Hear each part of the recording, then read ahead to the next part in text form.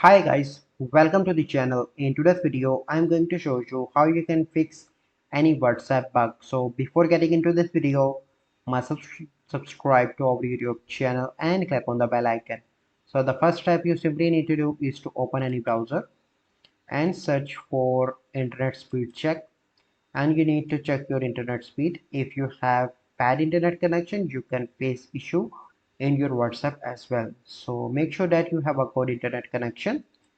Then you need to go back and search in Google is WhatsApp down and open the first website, and here you can see the report that WhatsApp outage report in the last 24 hours. And if you see any major issue, so you need to wait for a few hours because the WhatsApp team is working on that and hopefully your issue will be solved soon.